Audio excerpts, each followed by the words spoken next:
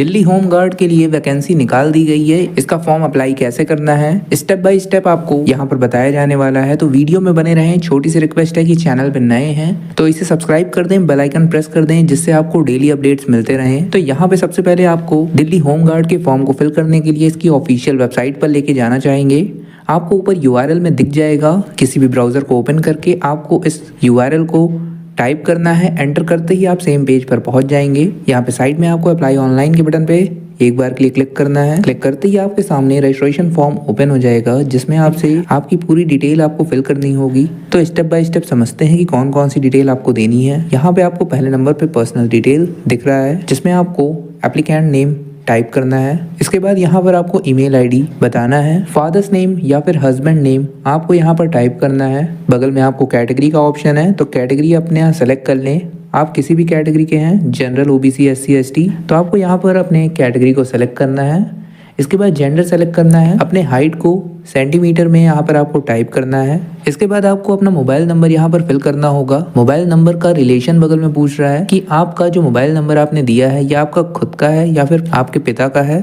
तो आप यहाँ पे सेल्फ या फादर या मदर या किसी का भी नंबर है आप यहाँ पर बता सकते हैं। अगर आपका पर्सनल नंबर है तो आप सेल्फ लिख सकते हैं। आधार नंबर आपको यहाँ पे बताना है।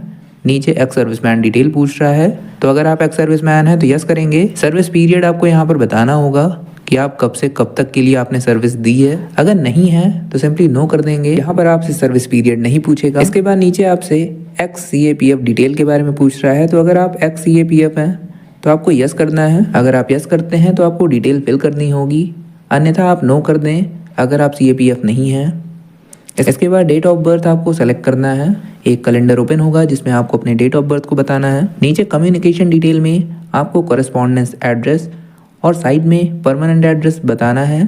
तो एड्रेस लाइन 1 और 2 में आपको अपने पूरे एड्रेस को टाइप करना है। सिटी सेलेक्ट करना है, जो कि सिर्फ दिल्ली के निवासी ही यहाँ पर फॉर्म को फिल कर सकते हैं। तो अगर आप किसी अदर स्टेट से हैं तो आपको इस फॉर्म को फिल करने की अनुमति नहीं दी जाएगी।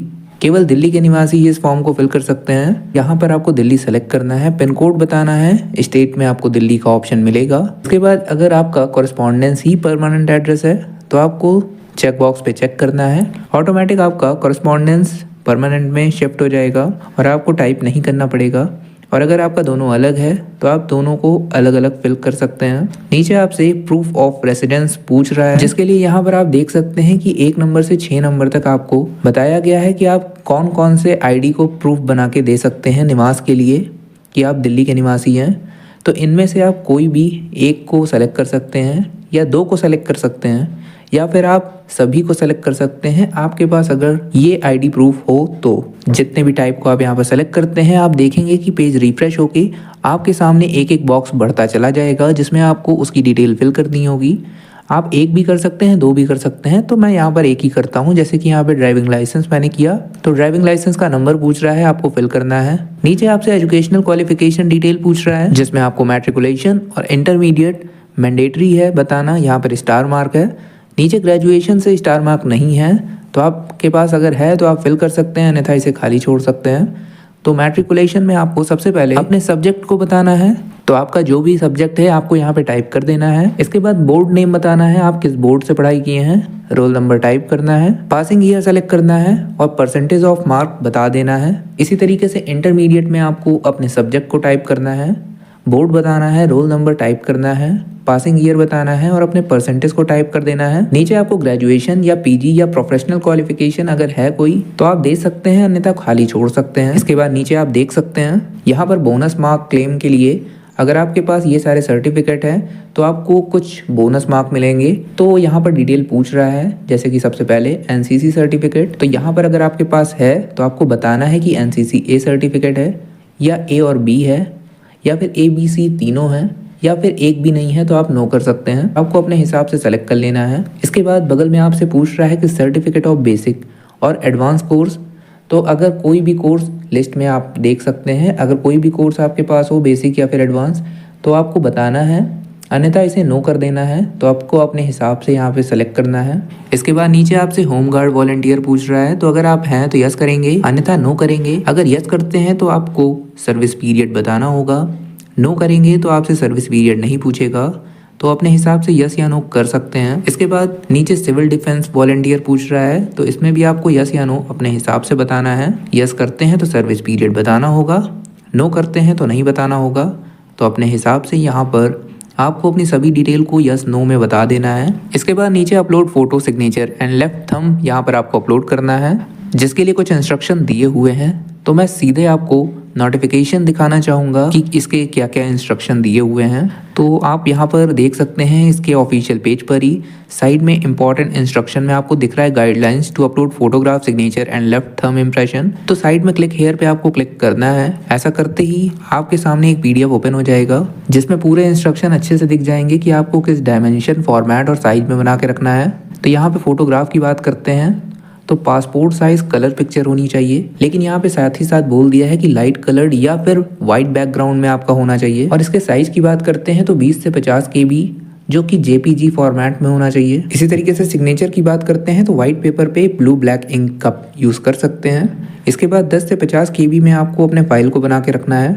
इसी तरीके से थंब इम्प्रेशन की बात करते हैं तो व्हाइट पेपर पे आपको अपना थंब लगाना है, जो कि लेफ्ट थंब होना चाहिए। इंक की बात करते हैं तो ब्लू या ब्लैक आप कोई भी इंक पैड यूज कर सकते हैं। जो आपका फाइल साइज होगा वो 10 से 50 KB के बीच में होना चाहिए। और फॉर्मेट की बात करते हैं तो यहाँ पे JPG फॉर्मेट में आपको अपलोड करना है। इसके बाद आपको वापस से फॉर्म पे लेके चलते हैं, तो यहाँ पर आपको बताए हुए इंस्ट्रक्शन में अपने फाइल को बना के रखना है। चूज फाइल पे क्लिक करके अपलोड करना है। आप देखेंगे कि आपको अपलोडेड फाइल आपको शो कर जाएगा। नीचे एक बार के लिए आपको प्रीव्यू करना है। आपके सामने आपका पूरा प्रीव्यू पेज ओपन हो जाएगा। अपनी दी हुई डिटेल को एक बार के लिए रीचेक करें। अगर कोई गलती पाई जाती है तो नीचे आपको एडिट का ऑप्शन मिलेगा, जिस पर क्लिक करके वापस से आप फॉर्म पर आ जाएंगे और अपने गलती का सुधार करेंगे। वापस से प्रीव्यू चेक करने के बाद अगर आपको लगता है कि आपके द्वारा दी गई डिटेल सही है तो नीचे आपको जनरेट OTP पे क्लिक करना है। आपके मोबाइल और ईमेल दोनों पे आपको OTP मिल जाएगा। तो जिस भी OTP को आप पहले पाते हैं आपको टाइप कर देना है और सबमिट करना है। आपका रजिस्ट्रेशन सक्सेसफुली कंप्लीट हो जाएगा और आपको एक रेफरेंस नंबर मिल जाएगा। साथ ही साथ आपकी पूरी डिटेल आ जाएगी। सेम पेज पर आप देखेंगे, थोड़ा सा स्क्रॉल डाउन करेंगे, आपको यहाँ पर पे नाउ का बटन दिख जाएगा, जिस पर क्लिक करके आप डायरेक्टली पेमेंट गेटवे पे पहुंच जाएंगे और आपको अपना पेमेंट करना होगा। अब मान लेते हैं कि आपने फॉर्म फिल कर दिया और गलती से आप लॉग आउट हो गए हैं, तो इसके ऑफिशियल पेज पर भी आपको सबसे ऊपर ही ऑप्शन मिल जाता है कि आप अपना पेमेंट बाद में भी कर सकते हैं। तो यहाँ पर लिखा हुआ है to make the payment of application fee, तो आपको क्लिक हियर पे क्लिक करना है। यहाँ पर आपसे पेमेंट रेफरेंस नंबर, जो कि आपको स्क्रीन पर दिख गया था, और डेट ऑफ बर्थ यहाँ पर फिल करके लॉगिन करेंगे। आप सेम पेज पर पहुंच जाएंगे जहाँ पे आपको पेमेंट करना होगा। पेमेंट को कंप्लीट करने के बाद आपको वापस से इसके ऑफिशियल पेज पर आना है।